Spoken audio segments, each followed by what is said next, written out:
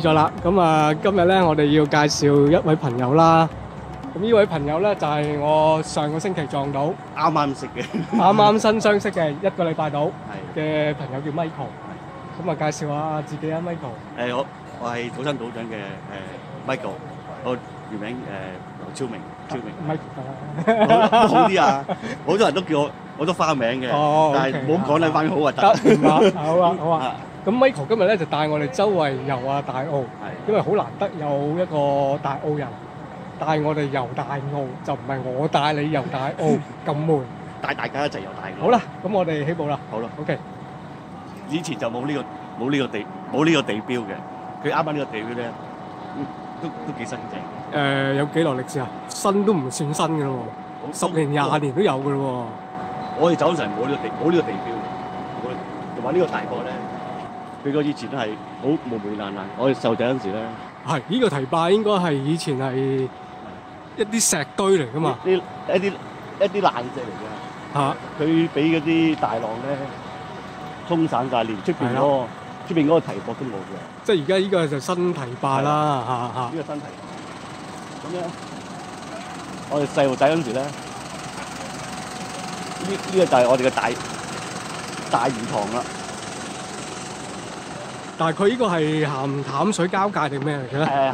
鹹水嘅，全部都鹹水嘅。呢個就係我哋細路仔嘅呢個大嘅遊樂場啦。OK。係啊，所有海鮮咧都喺度捉㗎啦。咁我見呢度咁多紅樹林，以前都係咁樣嘅。冇嘅，好少嘅咋，好少嘅咋。哦，而家反而多咗。係啦，啲魚蝦蟹都喺度捉㗎啦。我哋 OK，蜆啊，蜆係全部魚蝦蟹都喺度捉㗎。OK。係啊，嚇，係全部免費嘅，即係值幾多天然啦，點知食你自己食幾多，限量就捉幾多啦。OK。一到夜晚啊，好多魚蝦。佢以前呢度咧，全部都蝦艇嚟嘅。佢一過時過節咧，佢呢啲艇咧就泊晒喺度。尤其是端午節咧，佢就會由呢度泊到嗰度，等緊啲龍船咧過嚟嗰陣時咧，就會喺度燒嗰啲街衣咯。跟住都幾，我哋細路仔嗰陣時咧，食喺啲棚頭啊、棚尾嗰度，一家大細好開心啊！喺度燒街衣啊、食嘢咁樣咯。佢而家入咗嗰啲好似話文物保育嗰啲啊，係咯。咩非物質遺產咁咯？係第3級啊，唔知啊。又冇分幾多級嘅，非物質遺產就係咯，係一個綜合名詞，就包羅萬有咯，係嘛？咁即係包括你我即係冇嚟過啦，睇過啲咩叫遊涌、龍船遊涌，佢唔係鬥快嘅，唔係鬥快，係純粹拜神嘅，純粹係嗰啲水上人拜神啦，信水上嗰啲神咧，保求平安去攞。即係天后啊，係咪？除咗天后，仲有邊個？太多啦喺度，好多神，係好多神。佢求其佢本地村民咧，佢求其揦起嚿石咧，都係當神咁拜嘅。點解你沿路咧都會有好多啲即係唔同各類嘅神㗎？佢都會拜㗎啦。你可以介紹一介。我都會拜嘅。嗰時我細路仔一定拜，我阿媽焗住我哋要拜。OK， 行過都要拜。嗰陣時冇得揀，而家就信咗基督教啦。哦，OK，你即刻可以介紹下啦。可以入村啦。好 ，OK。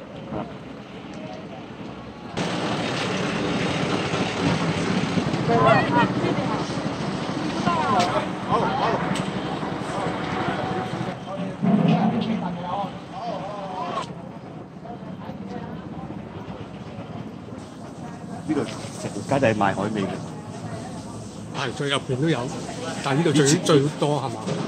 以前冇呢啲海味鋪嘅，遊客多咗咧就多咗人迷。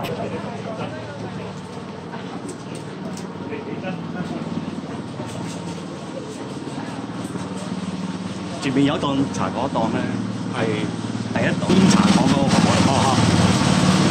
但係而家已經走咗啦。OK，走咗好耐啦。OK。其實呢個爐咯，呢個爐。哦，第一代整茶果嘅。係啊，我哋嗰陣時賣大概3毫紙一個茶果。佢得一款啫，茶果係甜同埋鹹咯。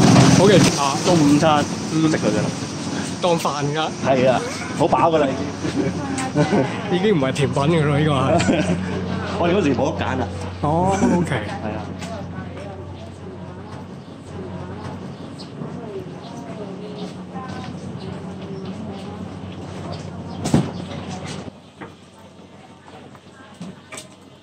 嗱，我又想問下啦，係咯。咁呢啲屋有幾耐歷史咧？我諗呢啲應該都冇唔係最早期嘅屋啦，即係以你上次同我講我諗就20年到，呢啲全部新嘅，20年好新嘅啫。3年都冇。係啊，冇啊，啲冇啊，廿年。咁呢條係咩街咧？以前永安街係啱啊，諗起。OK。咁但係以前呢條永安街有乜嘢有咩座咧？有啲屋㗎，應該都佢唔係棚屋。唔係排屋，都係石屎屋，都係嗰啲磚屋嚟嘅。 OK。但係你話20年前未有，咁20年前係咩嘢？佢嗰啲好古董㗎，好似嗰啲趟門咁樣㗎，好似黃飛鴻嗰啲咧趟門。我知廣州式嗰隻。係啦，應該元朗都有一兩間嘅，差唔多冧得，其他都冧得七七八八㗎。係咪因為人多開始人口多，先開始起呢啲屋咧？啲石屎屋，同埋佢商業化咗啦。哦，咁呢個一定明白嘅。同埋佢日久失修咧，就會冧晒，冧就冇人去整啦嘛。係。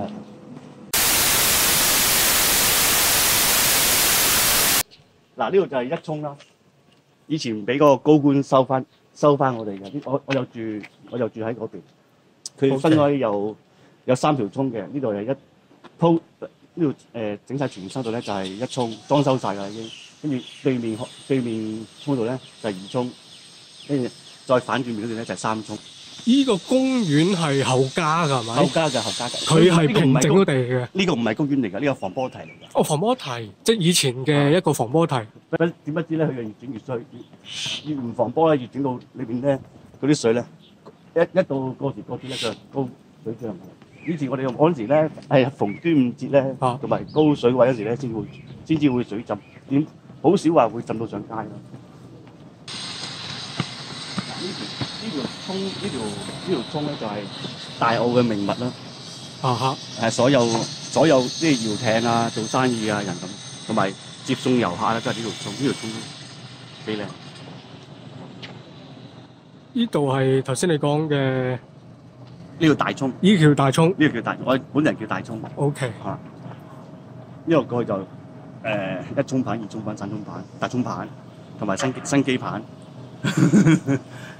新機橋仔後邊過少少就睇。新機橋我哋識。睇唔到。沿住新機橋一路行上去咧，就可以去到沙頭灣、深屈道同埋沙頭灣係。分東涌啦，即係東風古道啦。大概去沙頭灣大概2個小時左右。要啊，我哋都行過，由東涌行過嚟。如果你跑咧，我哋細路仔成日跑㗎啦，當食飯㗎啦。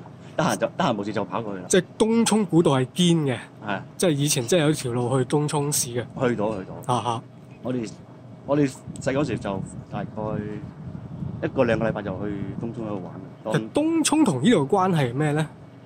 居民隔離鄰舍啦，因為大家都係即係都係一個發展嘅漁村嗰邊，算係一樣啦，都係一樣。因為未發展新嘅市鎮之前，其實都係一個漁村嚟㗎嘛。係一個係幾好玩嘅漁村嚟。我哋都幾中意，我哋當好開心去旅遊㗎啦。因為嗰度亦都有個淺灘，係好多人而家啲人識得去掘蜆啊，去玩啊。我哋細個嗰時就去嗰度，譬如童子軍啊，就去嗰度當 camping 啊、露營啊。去沿到嗰條東涌路咧，都好多啲度假都好靚。OK。老師帶我哋去玩。咁呢個就係防波堤。最冇用嘅防波堤。即係啲水漲都照升高，擋唔到潮水。反而咧將嗰啲水咧喺個灌漿喺坑渠嗰度湧翻上嚟。OK。因為其實佢係應該要做一樣嘢，就係要做一個儲水站，抽啲水入晒去，等佢唔好湧出嚟。係咯。反而佢將啲水入翻倒灌出翻嚟。倒灌咗入翻嚟，啲水流唔切啦。走唔切啦，咪停留咗喺個太平間裏邊啦。OK。係。咁呢度幾高防波都冇用嘅喎，即係就算你啲成層樓高都冇意思。佢入得切，去唔切。OK。冇用。係啊。即係冇抽水。冇去排唔切水啊。咁咪變咗積住喺裏邊咯。明白。所以咁多年佢都好睇，唔好用。係啊，所以咁多年咧，佢啲水去唔切咧，睇佢就啲村民咪埋怨咯。OK。係啊。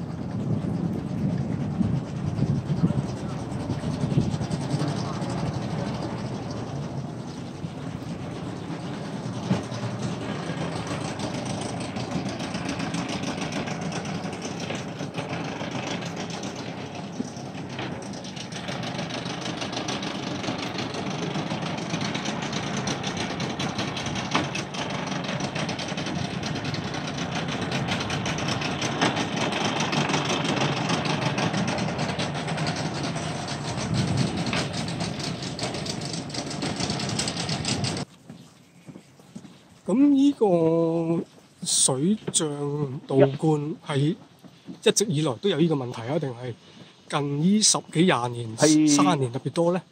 係近呢10幾年好犀利啊！即係以往係有啲問題，但係唔會經常，甚至冇咁嚴重。係逢呢個端午節咧，就會有一定係水漲。你浸過啲棚嘅。啱啱好應該係到腳眼位置到啦。一到端午節就會咁樣噶啦。又好少或者打颱風啦。唔係颱風，係端午節。唔係颱風加水漲嗰日。係啦，就颱風加水漲就會浸到入大街嘅。哇！頭先我哋行嗰度。係啦。真係好犀利喎！係啊，新聞都有講啊。我就讀呢間小學啦。依間係小學嚟嘅。係喎，有個十字架。係，佢全盛時期6班，一班有45人。哇！係啊。咁細間學校有咁多，坐到咁多人？係啊。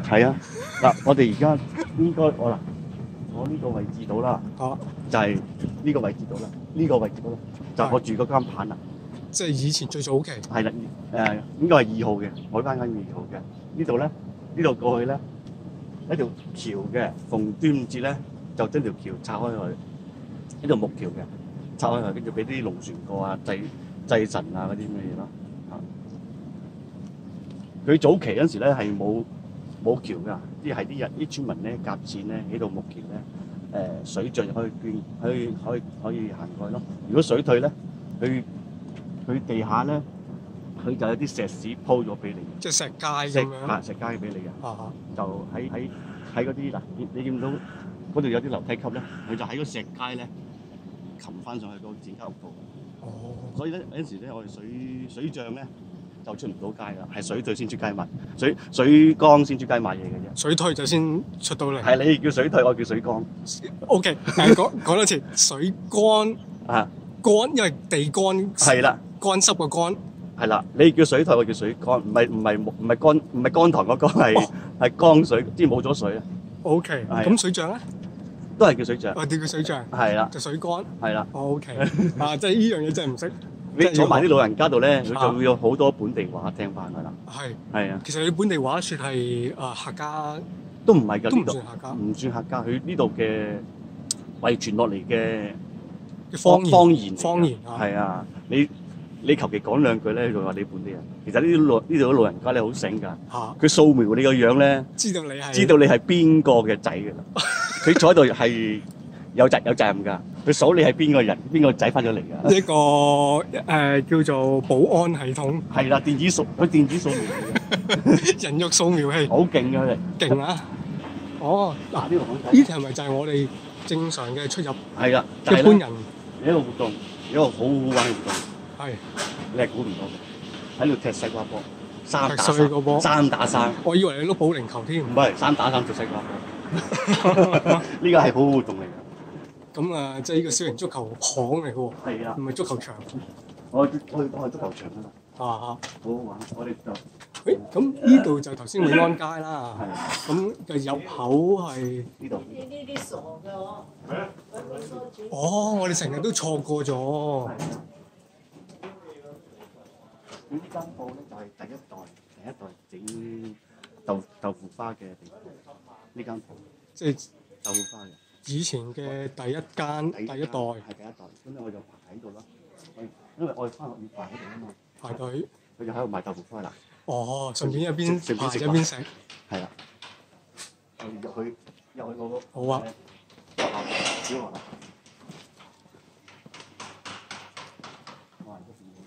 喂 ，Michael，呢度係你嘅童年。係啦，呢度咧就係我哋嘅嗰陣時好大嘅操場啦。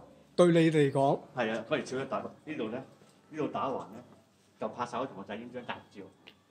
應該都有46個小朋友。呢度打橫可以企40個？嗰個相機擺完喺度影啦。我就應該係企最後呢個位置。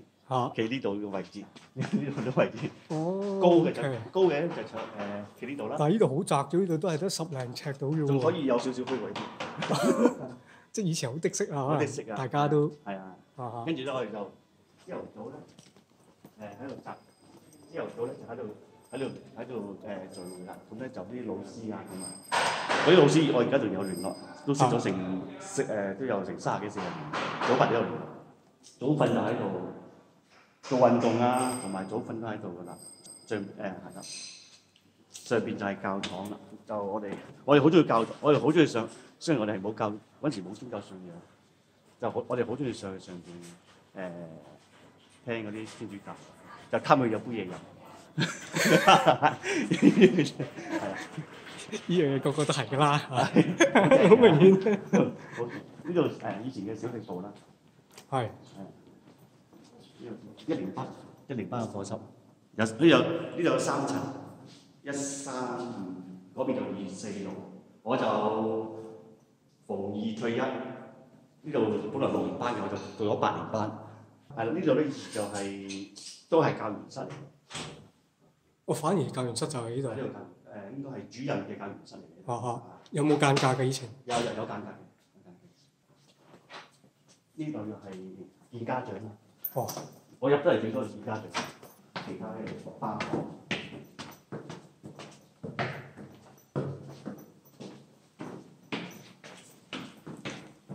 嗱，呢度咧就係神父嘅呢個主就係神父嘅休息室。呢度就係最高貴嘅校長室。最尊貴。最尊貴嘅校長室啦，打死都唔會入嘅啦。仲慘過下面見家長室。係啊。呢度望到。呢度就3、4年班啦，係嘛？呢度3、4年班，我3年班我記錯就應該係坐呢個位嘅，睇佢風涼水大睇到我屋企啊嘛。但係通常坐後排，因為高先係坐後排啫。係啊，我中意坐後排。Miss 阿 Sir 睇我唔到，我可以作反啊嘛。呢度又係職員室，而家變咗祈禱室。嗱，呢度最高年級嘅就係6年班啦。最後嗰個班咧就係坐呢個位，又係風水位。又睇翻自己屋企。係啊，又可以睇翻自己屋企。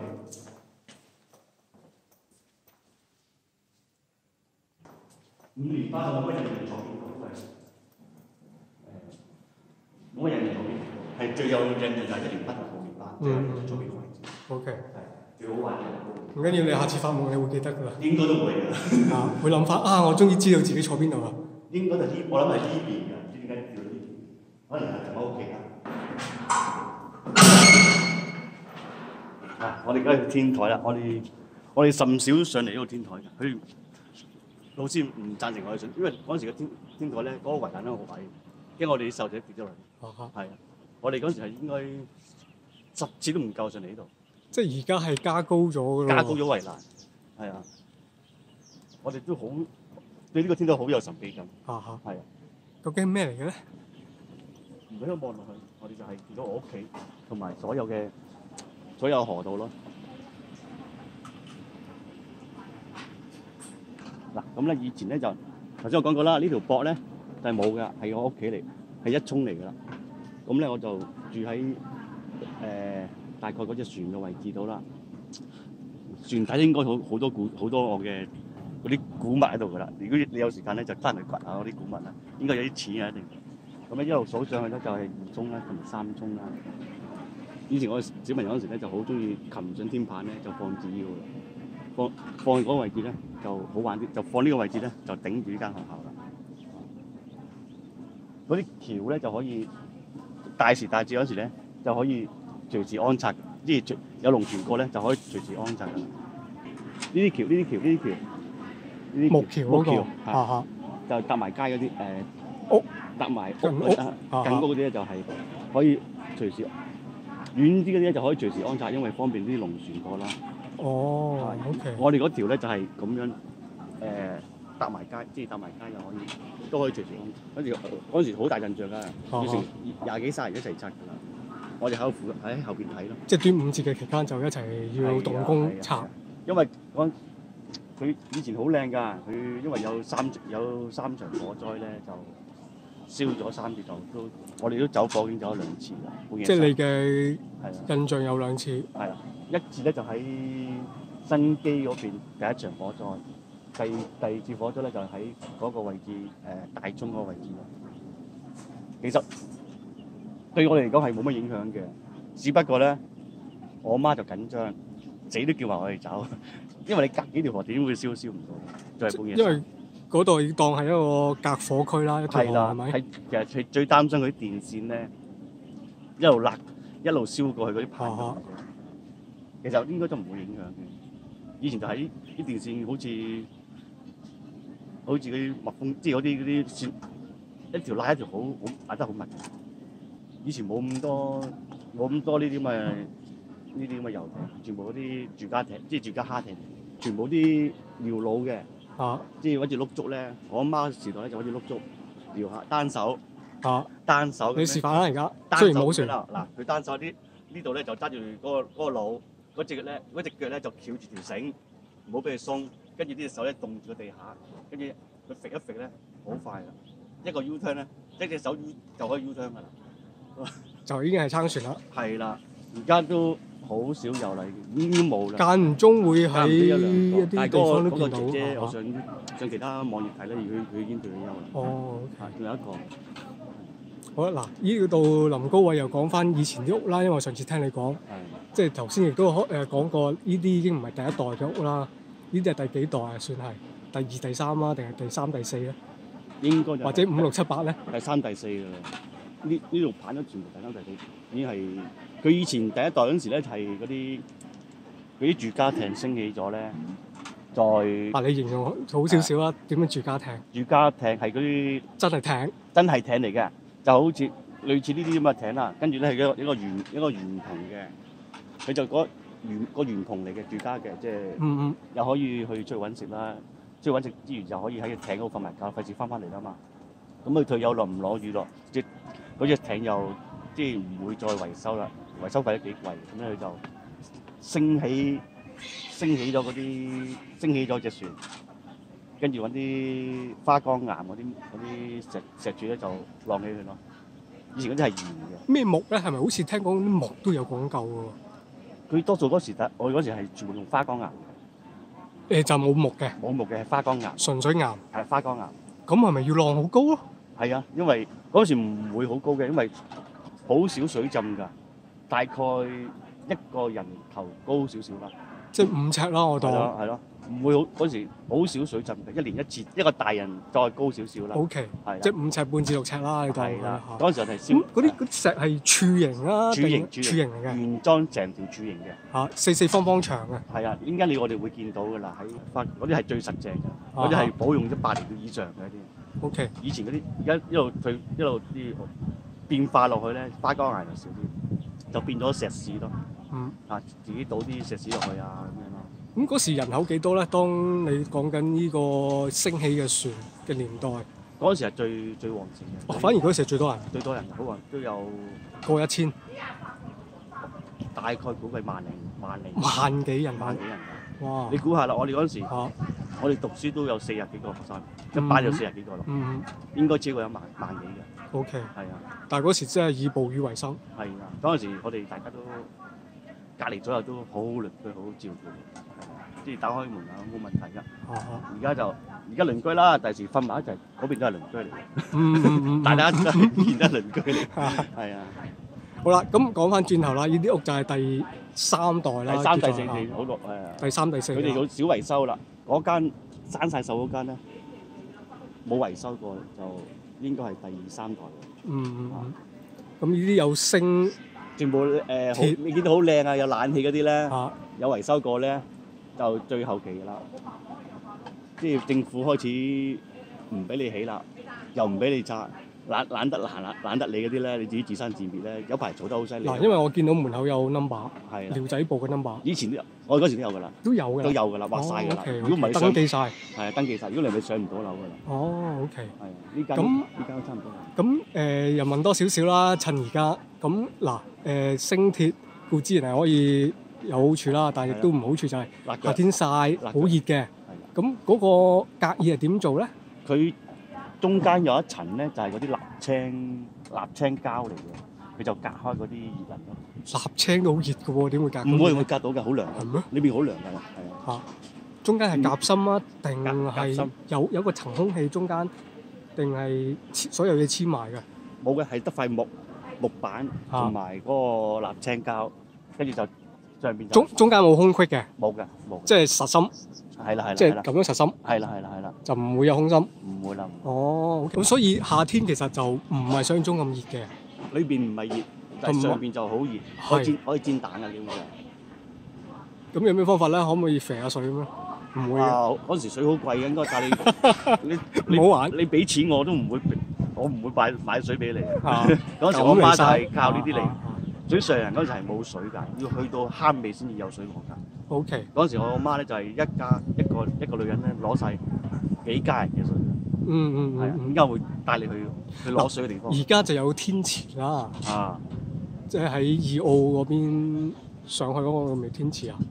嗰個叫做有一個名嘅，一個集水區。嗰度係。係咪叫天池啊？我哋叫天池啦。你叫天池，但係我哋唔係叫天池。你哋叫咩啊？應該叫水爐槽。水爐槽。即係我知佢哋有個名啊。而家本地人叫水爐槽。有一樣嘢咧，我想嚟喺度奉勸啲人唔好喺嗰度游水。嗰度係比較危險啲㗎。而家好多遊客啊。係啊。好多外國人啊。我而家講明係外國人。以前嗰度咧，本地都有，但係外國人為主，走上去游水。係啊，以前嗰度都浸死過唔少人㗎，同埋如果你唔熟嗰度啲石頭擺嘅位置咧，就最唔好喺度跳水。係啊，就本地人都，我哋本地人都甚少去嗰度玩。同埋嗰個係食水嚟㗎嘛，係你哋而家大澳，即係唔係而家你頭先講以前啦，以前都未有嗰個位置啦。都有㗎，都有啊嘛。都有㗎，但係我哋好少人去玩嘅，知道。嗰啲傳説中嗰度好，即係好多，即係好多嘢問腳嘅。我哋細路仔時，OK，即係好多靈異鬼怪嘢啦，即係你信就信啦，唔信就你用科學去解釋啦。其實咧就係危險性高啲咯，就最好保育翻嗰個位置，唔好將啲垃圾擺喺度，自己垃圾拎翻走啦。有啊，而家我知道好多人特登走上去玩水，夏天尤其是，即係行到輕輕地走入去。你玩水唔緊要，最好保育翻嗰個環境咯。同埋有陣時我嗰時見到有啲外來嘅啲朋友咧，撿起啲嗰啲石頭啊，捉蝦捉蟹啊，我有陣時都勸喻佢，你可唔可以睇完啲蟹咧，擺翻入嗰個窿度咧？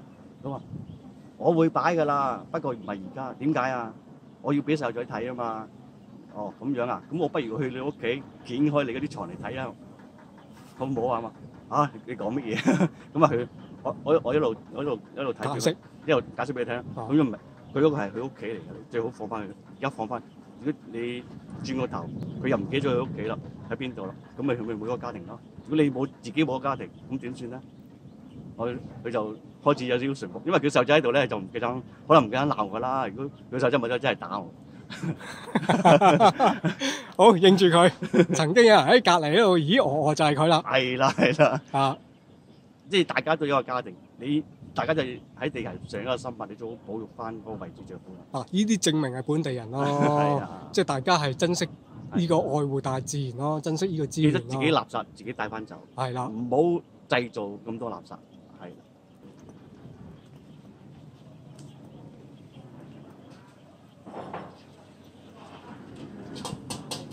呢度又有啲咩見到嘅你記憶啊？呢度我哋細個嗰陣時好少嚟呢度，好少嚟呢邊嘅，通常嚟呢邊睇嘅。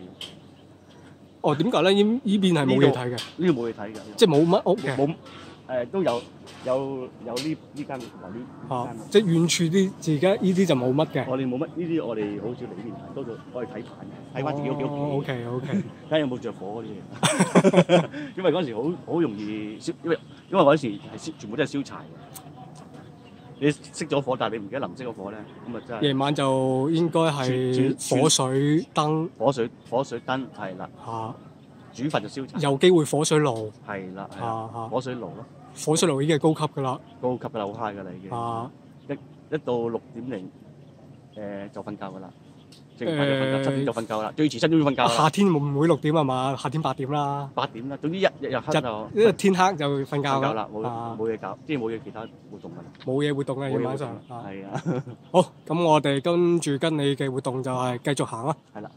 好，呢度咧，Michael 好似你今日嘅特別安排喎。呢度要係特別安排嘅，幾好你嗰啲影相咧，就喺出邊影相，就唔好入呢啲，唔好一定要問個人可唔可以入嚟，通常都唔俾入噶啦，因為你如果唔係本地人咧，就佢肯定唔會俾你入嚟嘅。以前就係學校嚟嘅，而家就係變咗私人地方咯，就唔係咁方便俾人入嚟參觀咯。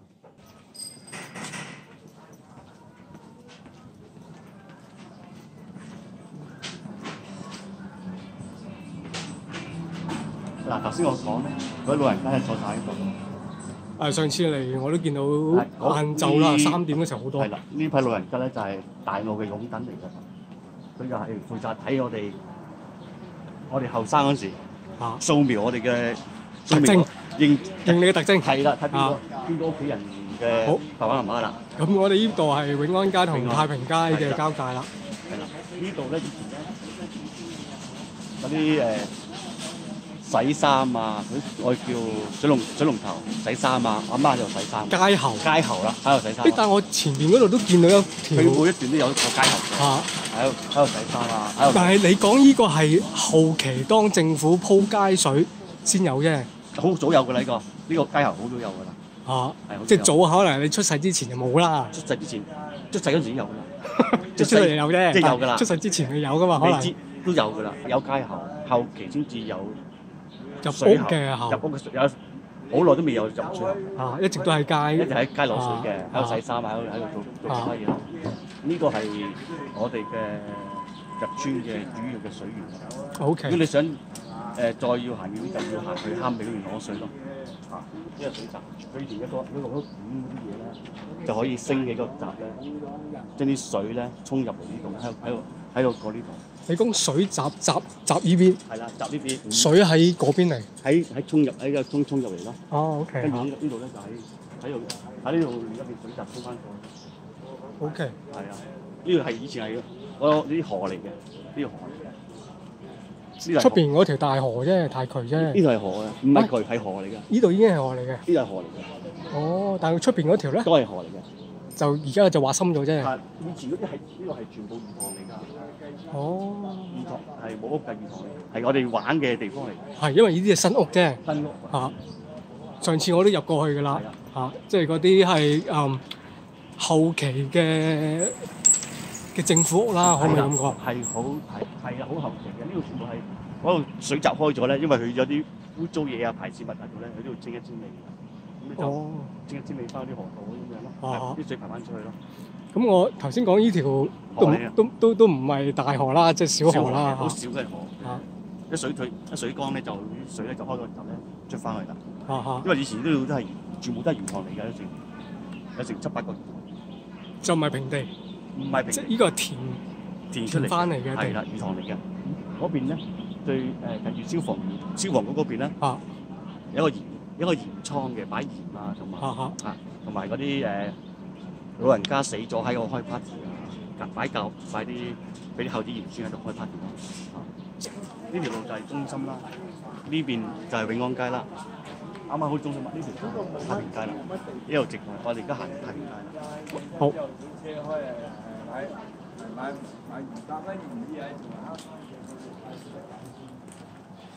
因為咧，呢啲屋咧講翻轉頭就係長洲啊、平洲啊、南丫島啊，都係格局都係相差無幾嘅。咁而家 Michael 帶我哋咧就揾一啲堅嘅水上屋。呢啲就棚屋，日久失修啦。我哋嗰陣時都未走之前都諗咗出發現嗰時候掉翻排骨。有冇超過50、60年或者唔止啊？50、60，我哋出世嗰陣時已經係有。OK。開始應該唔止啊嘛。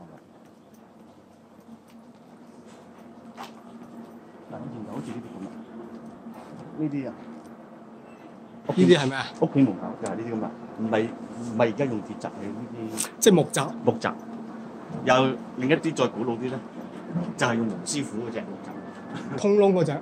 啲趟門咧有幾碌棍咁樣趟門嗰啲咧。長洲見過，呢度就有冇啊？都好似冇咯。呢度應該冇咗啦。以前我哋小學幼稚園就有啦。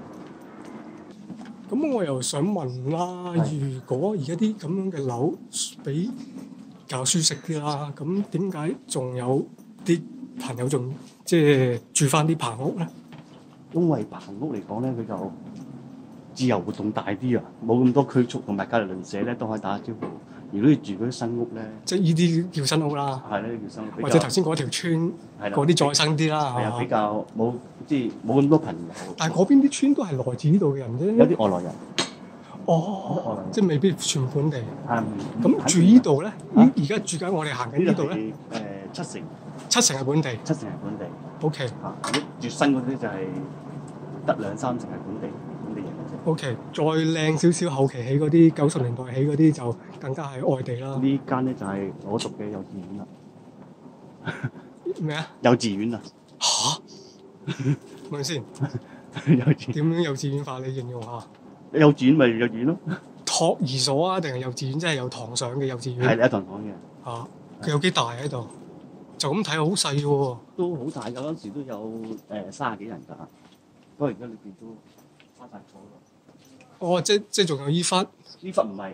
依忽唔係。呢忽唔係，係呢間啫。即係依間有磚。係啦，幼稚園。就嗱上面個頂。係啦，冇嘅。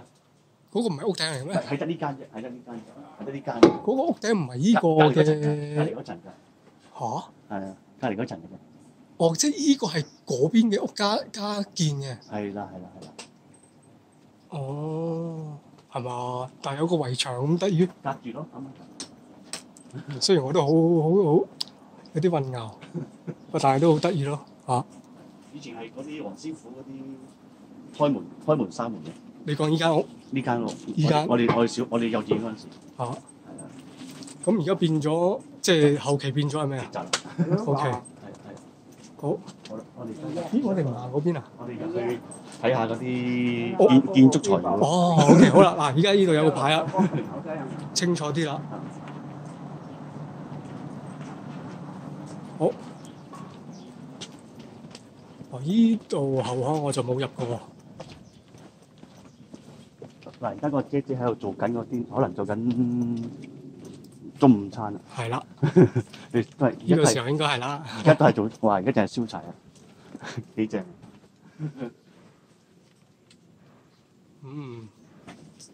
好正啊！以前我哋就係食啲柴帶㗎啦。不過就佢嗰啲我用我做法咧就用透火咧，先用喺山上攞啲松毛，即係枯乾咗嗰啲叫咩咧？松毛。類似樹皮。唔係樹皮。又唔係樹皮。唔係樹皮。即係一啲喺地下見得到嘅嘢。針形嘅。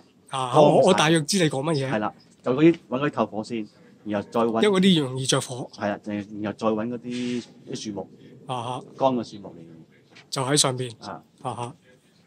好，呢度可以講下滅火筒，雖然好似冇乜關係，但係呢個係後期先有噶嘛，以前冇噶嘛。因為你頭先講嘅火災。係啊，因為佢後前期係冇嘅，因為有3場火災之後咧，佢要加強嗰個防火嘅意識咧，佢就要擺啲滅火，因為佢消防員咧就好難入到去嘅，就算你入到去咧都冇水喉，同埋佢都會迷路，一定會迷路，同埋佢啲消防員嗰啲工具咧好重啊，佢孭好多嘢去，佢個重量咧，我哋嗰啲根本上咧嗰啲木咧負荷唔到佢重量，佢行一大步咧，有可能有啲消防員咧跌咗落去都唔出奇，所以咧佢而家有啲街頭咧就要擺啲滅火筒喺度，方便啲嚇。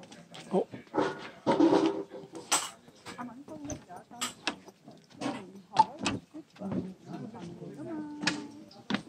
嗱，呢度啲橋咧就佢一到過時過節咧，佢就會好容易拆走噶啦，有時端午節啊。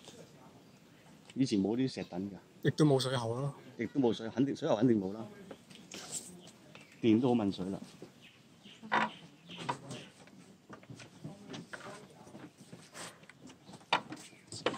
嗰邊就係一個好小型嘅碼頭仔嗰度啦。係。嗰度係以前係碼頭仔嚟嘅，冇咁新淨嘅。呢度咧，佢個碼頭咧就直接鏟落海嘅。水漲嗰時咧，嗰啲可以送人去嗰啲攞魚啊、沙船嗰啲。呢個碼頭算好靚嘅。呢個碼頭搖櫓嗰啲阿姐阿嬸咧，我阿媽就做呢行啦，搖櫓。喺度搖櫓。即係過橋嗰啲啊？係啦。仲有一個點算上次都有人訪問佢。係啊。係。我同佢阿媽我阿媽同佢一齊。單人都喺見我。我都係呢度嘅原居民。係。我都識得有個舊同事係原居民，阿敏芳做流浪者隻貓。哦。你住邊條村啊？我唔知佢住邊度啊，不過佢嗰陣時就喺。佢帶過我哋去爬谷。哦，嗱，佢呢啲咧就係你第一期嘅呢啲花崗岩，見到中間裏邊咧有啲好呢度，呢度睇唔到，呢度睇到。呢啲係第一期嘅花崗岩起，我哋穩固啲棚屋嘅。都有一個人咁高度咯。有啊，都好硬淨㗎。佢而家呢條都有都有成百幾年歷史㗎啦。我唔明佢就係點解唔用翻啲舊嘅花崗岩嚟撐住間屋，佢用翻之後石屎加木。係咯，嗰啲仲危險啦。佢久而久會蠶食冧啲咯。因為嗰次唔知新聞報道講過，因為對上一次火災就燒咗，之後要起翻嘅話，佢話要啲木唔知邊度運嚟。係啊。係好講究，因為又要即係受到鹹水。二來佢有冇一個正職嘅嗰啲叫建築師咧？所以就比較即係問責咯，都係問責問題咯。以前邊有問責都中意起嘅咧？而家啲政府驚啊嘛。其實而家水漲咧都有一個好處，可以清潔下啲衞生。因為如果水乾嗰陣時咧，佢嗰啲糞便啊同埋嗰啲都係直接流落去啦。所以隔鄰舍都可能會睇到你，你個仔今日熱氣嘅。其實即係好老實講，雖然好核突啊，咁但係我哋已經上次我哋都見到嗰啲河床都比較污糟。係啊。有冇一個定期嘅清理咧？以前冇嘅，係每日靠水漲水退。即係用天然方法沖走。係啦。亦都最省時慳力。最慳皮㗎啦。係啊。而家就應該係水漲啦，清潔啦。聽到聲。係啊。洗嘢啫。放心。而家煮飯洗嘢啫。我哋細嗰時就喺度水漲就喺度分鐘隔離有啲黃金執下嘅。睇你好唔好彩啊！想像到。阿 Michael，不如你講下啦。當我哋行呢條棧道嘅時候，要留意啲乜嘢咧？嗱，你要行正中間，唔好行側邊，因為有陣時咧，有啲日久失修有啲木咧，啲釘起晒咧，你可能會一下唔覺意咧跌咗落海底，跌咗落棚底，真係跌咗落水。真係跌咗水，唔係講笑，所以一定要行中間，同埋唔好熬啊，唔好兩邊熬啊，唔好貪玩，真係好危險。咁但係我又想問，其實我唔係想講呢樣嘢，即係人哋屋企開咗門，唔好入去啦。呢啲呢係正常禮貌嚟啦。係啦，正常禮貌啦。但係有啲人真係唔知入咗去喎，可能。好驚。最好盡好打招呼啦，大家要啦。最好打咗招呼先啦。如果冇人喺度，真係唔好入啦。係啦。因為呢度嘅雖然佢哋係冇乜所謂，好樸素，但係如果你一個唔問兩個唔問，佛都有火啦，係咪先？咁啊個家都閂埋門，咁下次你就冇可以，大家都冇得玩㗎啦。即係你一定要尊重下人哋先咯，打下招呼先啦。你可以早晨阿嬸，今日忙唔忙啊？咁樣打下招呼先咯。可唔可以入嚟影下相啊？唔得咪唔得咯。得佢開心嘅，你又開心佢開心，咁咪得咯。佢可能會請你食個。有啲手信攞走添，有啲有嚟茶果啊，本地嗰啲嘢啊。OK。終於有禮貌，佢打下招呼先啦。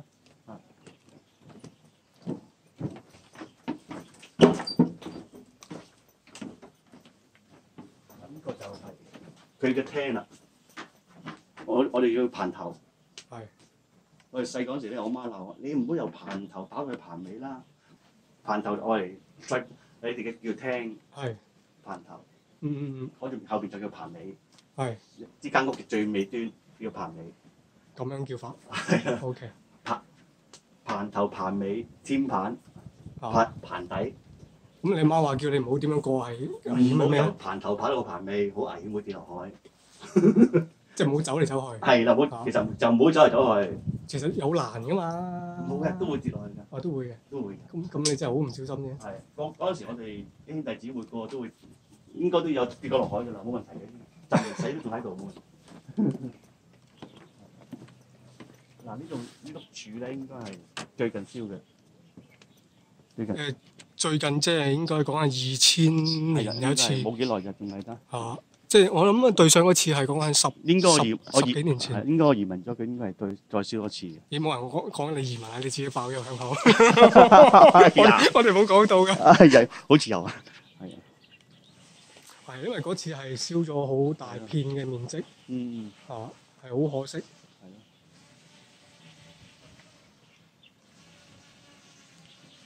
其實呢度下邊都好多古蹟嘅，不過我唔鼓勵你喺度搞陣，你可以幻想下以前嗰啲貨幣啊，硬幣會喺晒裏邊㗎。係啊，都係港幣啫，貨幣。你冇講清朝啊？都有可能會有。你俾啲耐性去幻想下，千祈唔好鬥得㗎，保育。係，你冇如果你過去抄咧，應該反轉晒。應該俾大台反晒。Sorry，而家未叫水漲啊！水漲會真係冚過晒喎。冚過晒。清潔嗰啲嘢啦。係咯。當清潔。嗱，呢一間咧就係第一代嘅屋。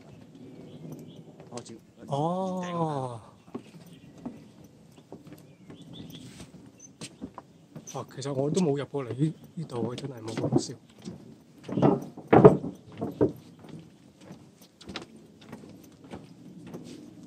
我都住，我表姐都。婆婆你好，早晨啊，食咗飯未啊？未啊，未食飯啊？煮啦，好煮啦。係啦。我梗係請，冇所謂請你。我聽朝請你飲茶。聽朝喺面街見。嗱，呢間係第一代冇。嗱，佢第一度全部用花崗岩嘅，幾穩陣。雖然係有少啲泥土水質，啲太近河流咧，就會啲泥土咧移一移個位咯。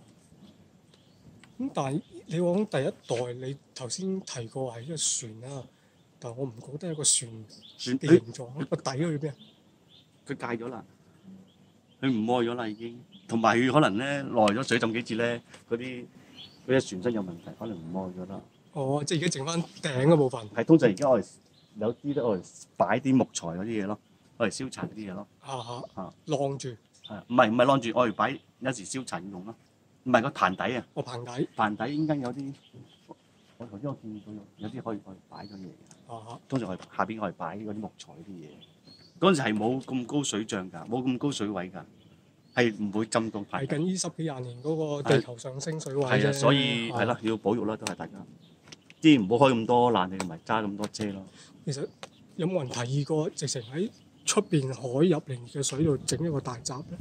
好難做得到，一啲錢啫，唔係好難，俾錢得㗎啦。大佬起嗰條大駁啊，都起咗幾廿年啦，唔係嗰個女士咁有心一個人搬來搬去。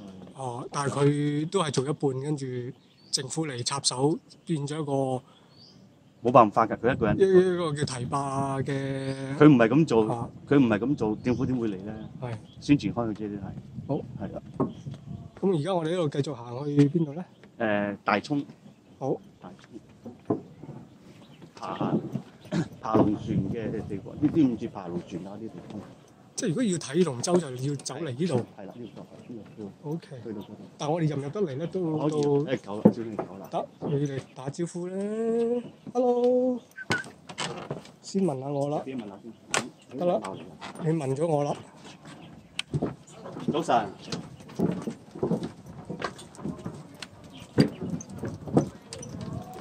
呢度都見到啲花崗。花崗。石柱啦，個地基啦。呢度大時大節都好開心㗎啦，喺度爬龍舟。你想象下，一隻大龍船點可以3隻喺度比賽？但係你游衝都唔係比賽啦，係嘛？佢游衝就有穿來穿去，比賽就喺前面衝入嚟。OK。同埋嗰陣時冇嗰條橋咧，以前就冇嗰條橋嘅，就靠嗰啲阿嬸啊、姨姨啊，有啲艇，一隻四方嘅艇仔咧，揾條繩拉過去咯。佢就冇得唔需要撐，係用唔需要繩。用繩條繩，啊一頭一尾拉住，跟住咧就撐過去咯。如果有大船要避風嘅話咧，佢又將嗰條繩綁3嚿磚頭，墜落海放落海底，佢就可以過到隻大船。係啊，通常佢入衝咧，佢就要通常就係打風嘅落雨啊，打風緊要啲啫，佢就會車翻去，唔係駕駛翻入去坑尾嗰度擺避風。避風。O K，啊，即係其實呢度一打風就已經係係啦，食正河水噶咯，即係海水啊各方面嘅湧埋嚟喎。係啦。咁我頭先講話出邊咪整一個大閘咯，閘住啲水咯，到時到後咪放水咯，但係到時到後抽水咯。唔得嘅，有啲困難嘅，啊有啲困難。因為我見有啲地方咧人哋咁做啦，荷蘭已經咁做啦，可能係，因為佢係低水位嚟㗎嘛。係。啊，咁佢而家係為咗防止啲水倒灌，因為嚟緊上升啊嘛啲海水。不過佢呢度做緊幾廿年，㗎啦佢幾廿年都係咁樣，佢都唔會變嘅。咪可能佢有考慮就係個成本係效益係成本效益。計佢個咗數。但佢個城市唔同啊嘛。嗯，佢呢個始終都係即係漁村嘅地方，佢又唔想話點樣大變，佢已經俾咗兩條駁已經好大變㗎啦。你冇話早前直情係阿叔可能知啦，嗰時政府話要整一條棧道喺度行啊嘛。係啊，講過㗎，跟住俾人鬧咯。佢變咗，因為佢諗住係唔使船㗎啦，呢度整條即係大，即係整一條叫做咩啊？中間嘅橋係啦，喺度行嚟行去。變咗個本質咯。啊！變咗可能如果一講即刻就第二日就俾人鬧咯。就俾人鬧啦，變係啊咗本質冇咁多遊客。好啦，好，我哋繼續行程啦。好，打攪晒。拜拜。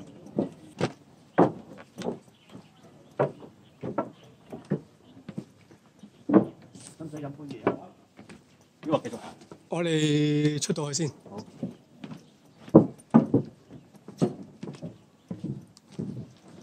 你車天車地嘅又話食飯，而家又買到食飯。好慣啫啊！而家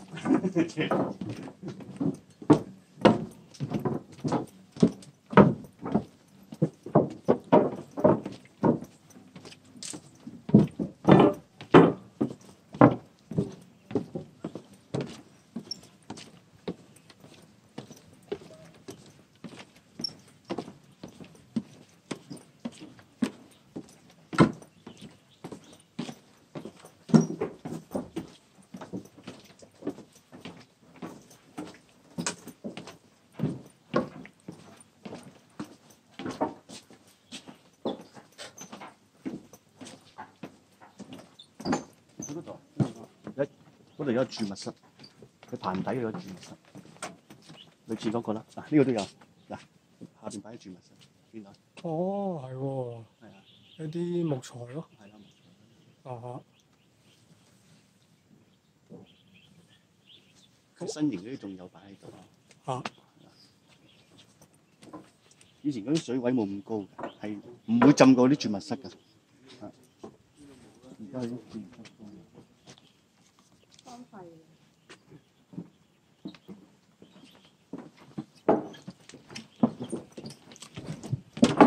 所以亦都係講翻呢10零20年嘅水位上升，真係都好顯著。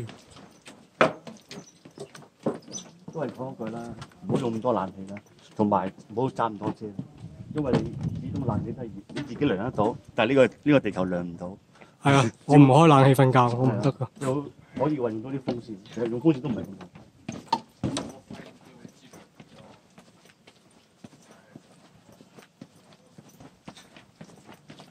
但呢樣嘢講就容易咯，做嘅有時好多人有啲當你接到火燒嗰陣時，啊。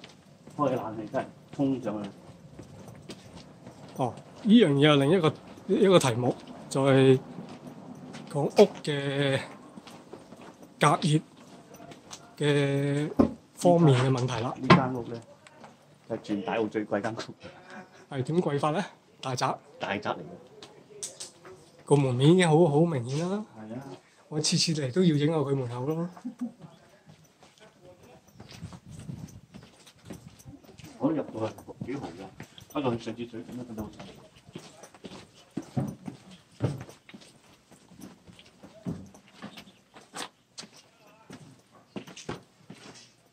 好，頭先我哋就喺嗰邊嚟係嘛？係啊，頭先喺嗰邊，頭先我哋嗰度望過嚟。係啊，喺嗰邊叫望過嚟。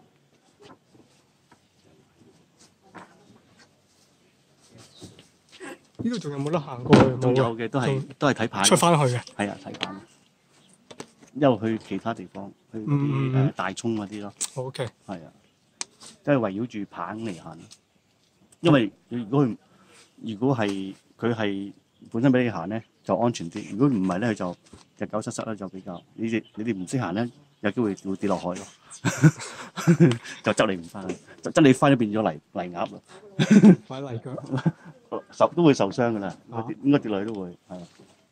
因為都唔矮啊，都有成米幾高啊！呢度跌落去2米都有。有啊，跌落去唔浸死都受傷死嘅。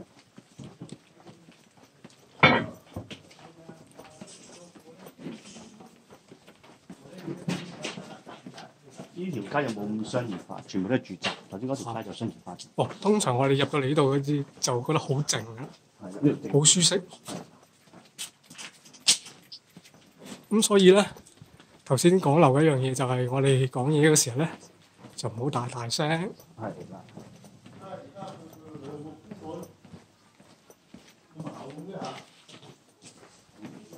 你發唔發覺呢？有咗大陸之後咧，冇咗一樣嘢咧，喺香港冇一樣嘢，多咗一樣嘢。冇一樣嘢，噪音咯。唔係，我仔好中意嘅。啊！冇人揸車，有人好多人揸單車。我仔話：點解大陸冇車嘅？我好開心啊！咁你長洲都係啫。但係我仔未見過啊嘛。哦，但係咁講，長洲有太多單車。係啊，過分多單車。佢好開心，冇車，我仔玩咗2日，好似去咗 holiday park 咁樣。啊！未停過。嗱，呢度係嗰間廟啦。係。有歷史。係歷史，佢以前咧，逢親大時大節咧，佢會喺呢度搭個棚。呢間屋冇嘅，喺呢度搭個棚咧，俾人嗰啲搶嗰啲花炮啊！佢有啲團體咧就係搶花炮，邊個搶到花炮咧就代表嗰個年份咧，嗰個時間就好。真係搶嘅。真係搶嘅，打生打死嘅，都係為咗個花炮，即係唔知為咗咩啦。今日就抽籤啦。lucky 啦，好重視。每間廟都好重視嗰個節日，係啊，真係打生打死嘅。我覺得到之後有一次咧就禁咗啦，可能真係打死人啦。哦，因為大澳呢度。係啊，因為就呢度喺度打得好犀利嘅。哦 ，OK。一搶花炮就禁咗啦。啊，本來咁呢個福德宮係拜邊個㗎？睇個名咯，係咯，我成日都唔知拜邊位。睇個名啦，係咯，因為呢度太多啲神，即係正如你一開始就講。係啊，但係我哋好似都唔係見好多，頭先喺土地公啦，嚇，你沿路都好多㗎啦。係，好啊，見到就咩啦，介紹啦。嗱，呢個就係佢。係啦，我就想講呢個街井啦。呢個水龍頭啦，街井我唔係井，井係有個窿㗎嘛。即係呢個唔係叫街井，呢個叫街水喉。街喉嚇，街喉啦。嚇。冇咁靚㗎，以前好簡陋。以前有冇呢個？都有，呢個有存在，一直都有。有3至4座到啦，成個大澳。哦，OK，而家剩翻縮到一個。係啦。總之佢近住棚嗰啲地方咧，就係個街喉。OK。因為嗰陣時佢冇水喉入到去。因為上次我嚟到見到阿姐姐喺度斟水。係洗衫。呢度都係最主要嘅大河道啦，一直鏟上到去。坑尾啦，坑尾就係呢一邊，係啊，呢邊一路坑，呢邊去到嚇叫坑尾，係啦。佢第一次火災咧，就係呢間屋啦，有幾隻船嗰間屋。你講係嗰時你都未走，未走咪第一次火災就係。OK，但係佢應該個面積應該唔係好大。到嗰陣時嚟講，我哋當係都好大，好大㗎啦。OK，因為一燒起上嚟咧就變燒㗎啦。啊，走唔甩㗎啦。因為嗰邊我都有印象，我都行到落去。係啊，行到落去。第一次就大火就呢度。係啦。跟住就大中棚嗰度啦。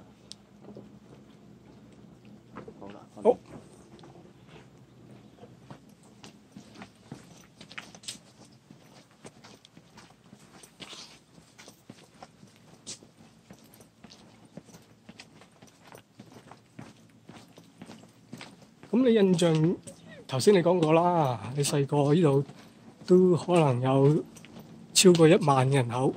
有啊。咁嗰個熱鬧景象係點樣咧？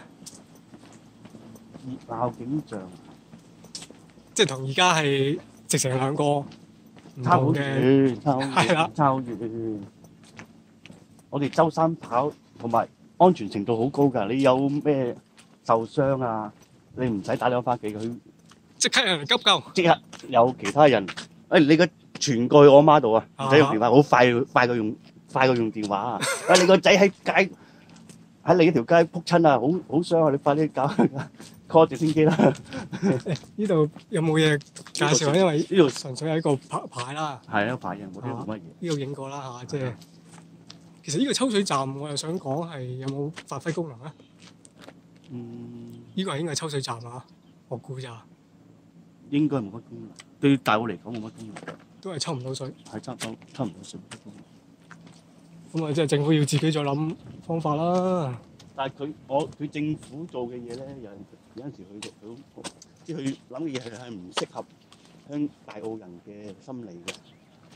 係政府好從來都唔會聽我哋講嘢㗎啦。裏邊有間老人院咧，全部都係大澳原居民嚟㗎。喺邊度啊？喺裏邊龍園村嗰班龍園村裏邊啊。咁咧佢就聽我同學話咧，佢今年要搬啦。我話點解要搬啊？全部都係啲老人家嚟嘅喎，佢搬邊度啊？搬大澳口。哎呀，咁啊慘啦！咁邊人照顧佢？佢生於一度死喺呢度㗎嘛，想死都死翻嚟呢度啦。係啦，佢要搬喎。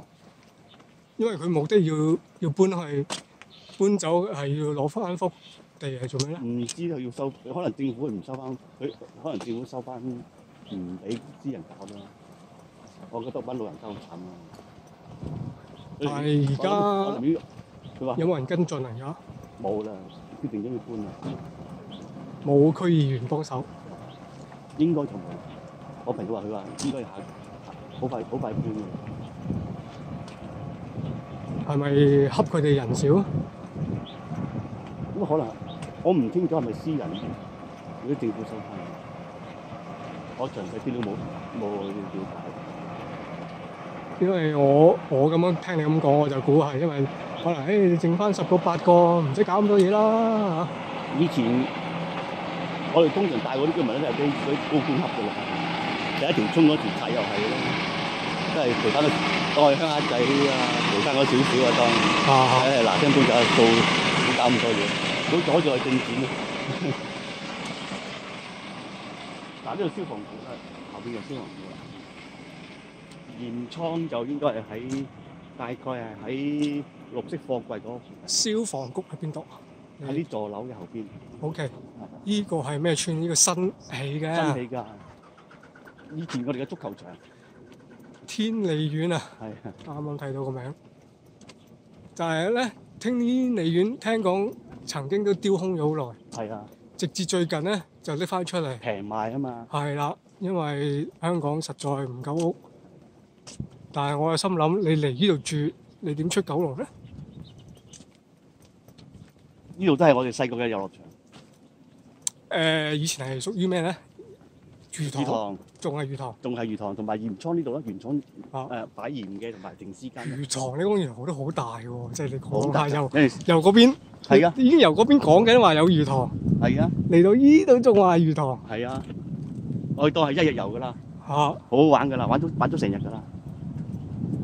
如果唔係點俾我哋玩到咁多年，玩到16年。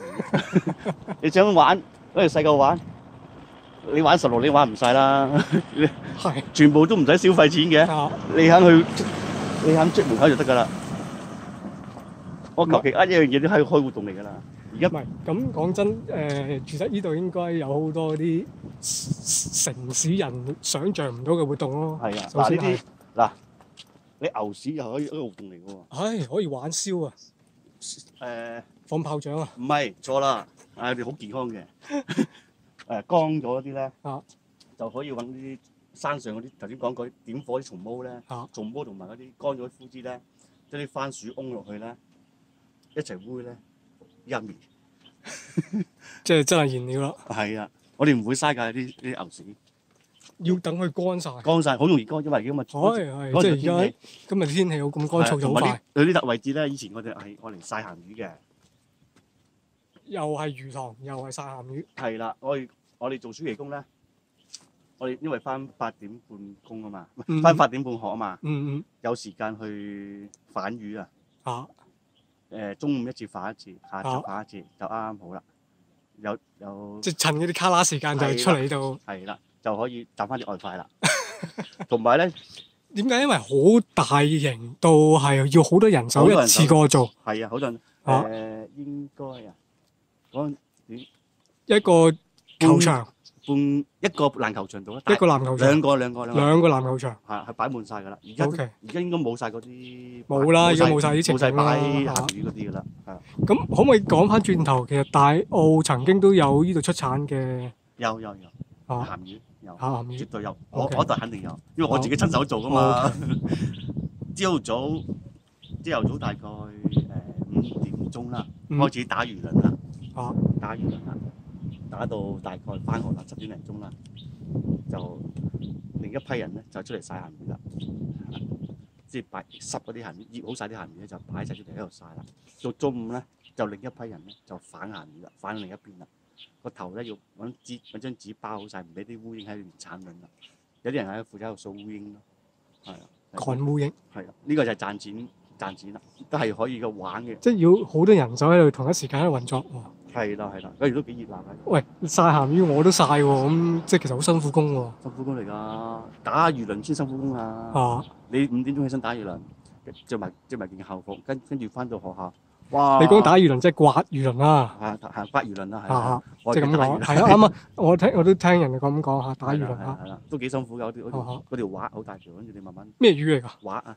划即係唔識一種魚種啦。一種魚種啦。我唔識咩魚啦。佢通常水上係中意食划嘅。佢嗰個味道比較好味啲，同埋嗰個肉質，如果洗乾淨咧，佢韌啲，鮮甜。係啊。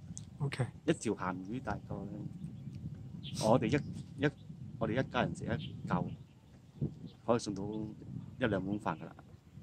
唔會食剩，就算食剩咧都唔會掉㗎，都會保存佢。唔會掉㗎，啲鹹魚好對我嚟講好珍貴嘅，好珍貴嚇。係啊，因為嗰時冇乜嘢食啊嘛。係啊。係食鹹魚。已經係當肉類嚟㗎嘛，因為係一個上品啊。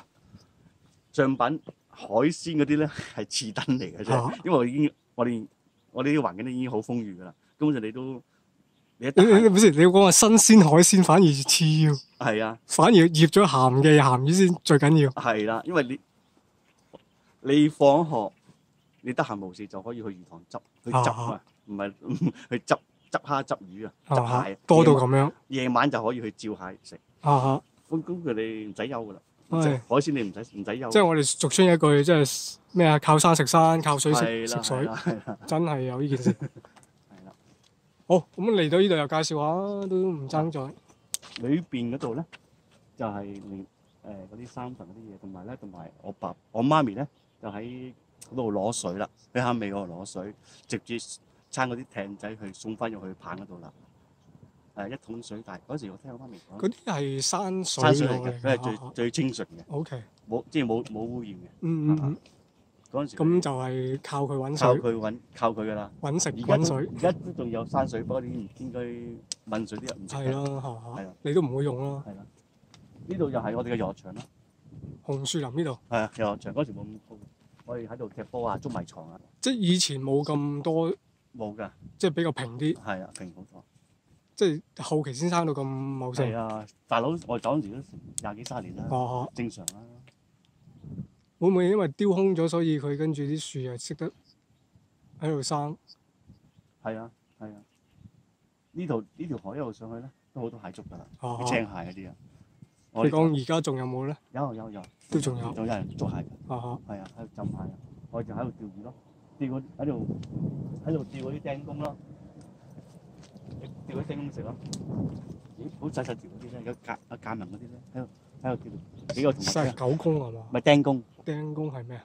魚嚟㗎，我未聽過，唔識。未聽過。石狗公我聽過。我哋冇啊，冇上釘公，好鮮甜㗎。嗰陣時釣到大概1碗至2碗到啦，跟住再買冬瓜，咁咪一齊啦。